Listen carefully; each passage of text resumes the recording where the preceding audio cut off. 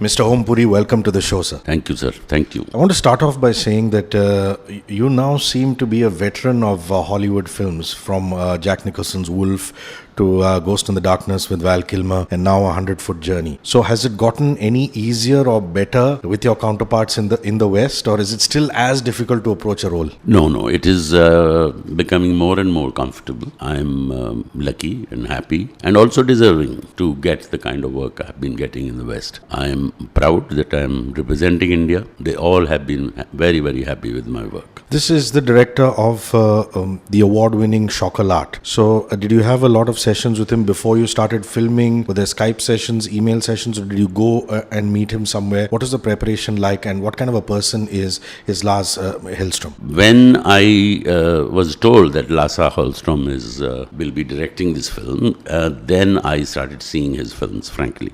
I had not seen any of his work. I was amazed the variety of films he's done. Chocolate, then salmon fishing in Yemen, then My Life as a Dog, then What is Eating Gilbert Grape. He's absolutely amazing. He's very warm, and he doesn't spoon feed you. He doesn't dictate too much, but he knows what he wants, but he doesn't want to tell you what he wants. He guides you. It's like you have an address in your pocket and you ask somebody, I'm looking for this building. So he will give you the direction. He will tell you, okay, you go straight and you turn left.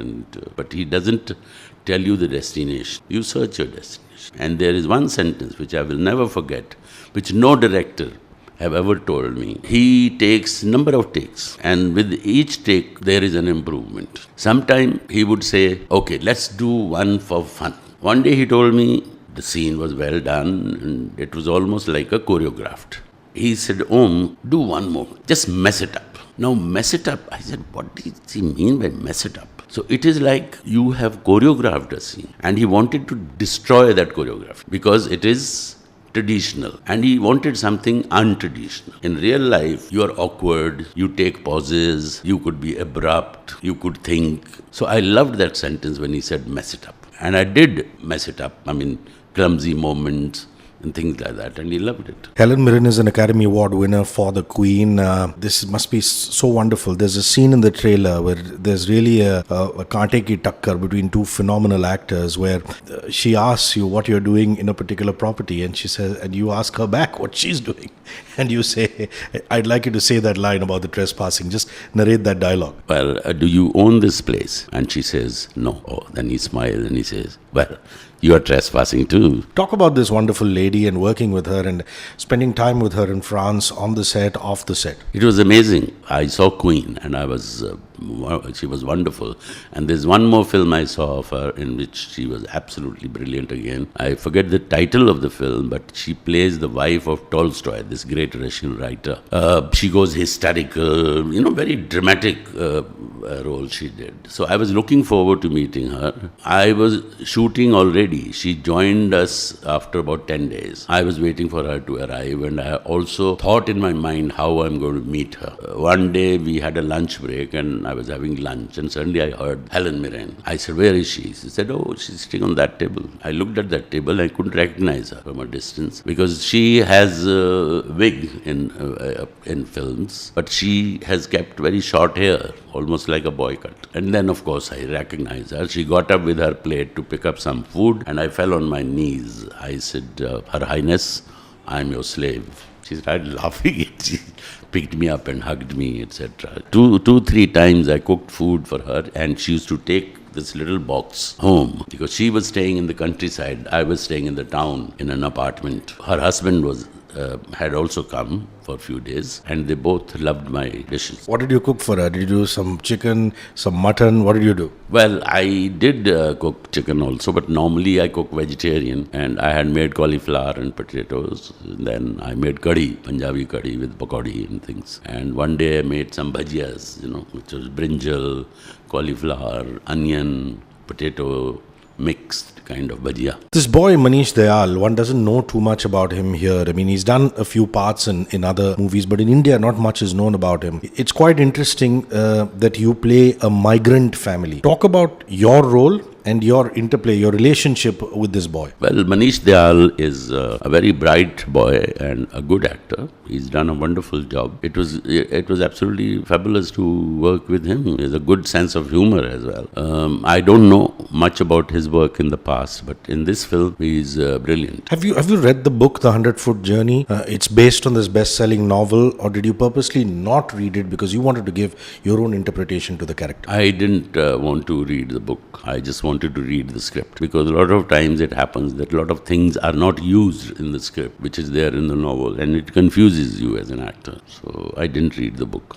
Talk about the film, the plot, and your character in it. Well, I look at this film as though it may seem that the film is about food, but I think it is too simplistic to say it's about food. I feel that it is about two cultures. This world is full of different cultures, and there's always a friction between two cultures. That friction exists in this, like these two restaurants. Initially, there's a rivalry, and eventually, how with the humanity in you comes up, and all your prejudices are gone, and you start understanding each other. So I feel that it is like lack of understanding about each other's culture. Like the human emotion, I would say, is similar in every culture. A tear and a laughter. It has nothing to do with traditions, rituals, cultural differences, because joy and sadness is similar in every culture. It's only the external things, your clothes, your food habits,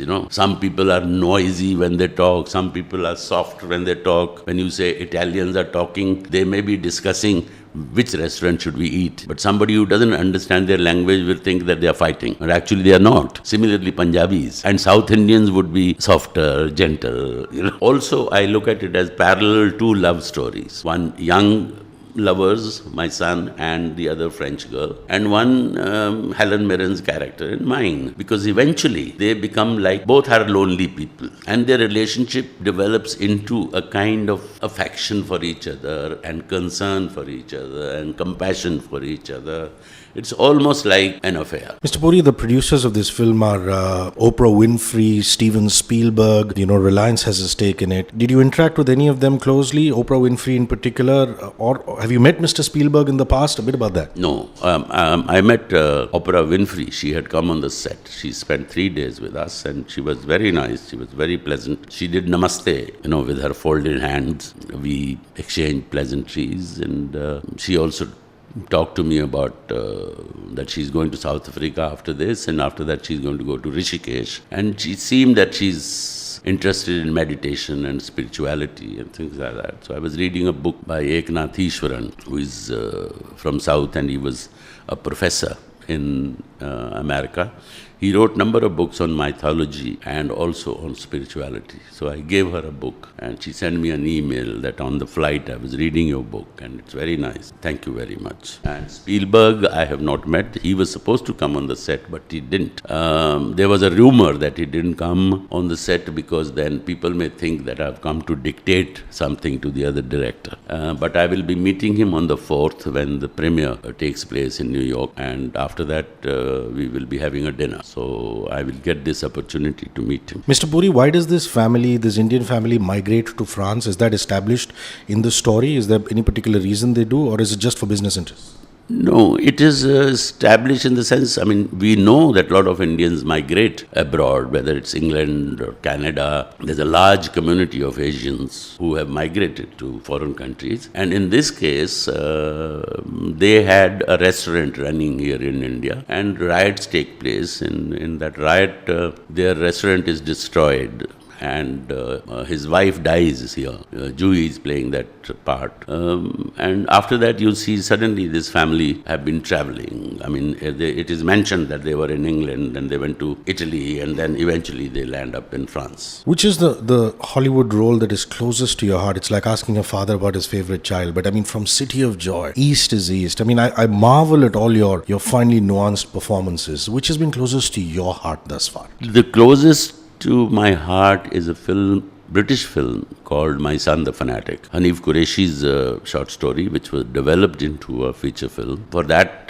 part, I also got, there is a European Film Festival in Brussels. So I got the best European actor, though I'm Asian.